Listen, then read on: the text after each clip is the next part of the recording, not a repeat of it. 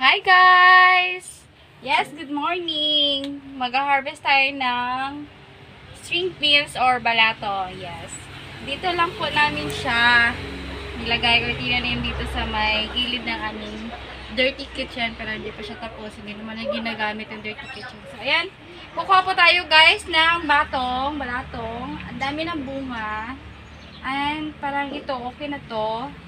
So, gagawin natin tong adobo mamaya. Kasi masarap ito sa adobo, sa lauoy, at saka sa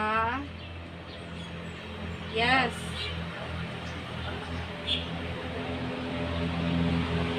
Okay. Kaso yung sa itaas guys, hindi ko na siya maabot. So yan, dito na lang tayo pupunta.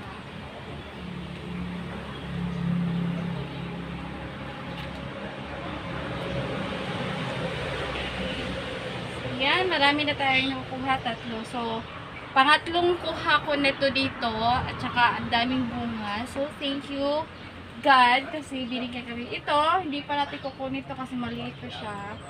So, makakahanap pa tayo, guys. Where is the other one? Kaso, yung sa itaas, guys, hindi ko siya maabot. So, siguro mamaya na, si Ryan na lang yung pakukuha ko doon. Kasi hindi ko naman talaga maabot. Alam niyo na yung height ko, guys. So, yan. Parang ito na talaga kukuha ko. Pero yung ito, parang hindi na siya, guys. Ito, gagawin na lang namin itong similya. So, yan. Ibibilad namin to. Kukunin namin itong mga seeds. Ito, guys.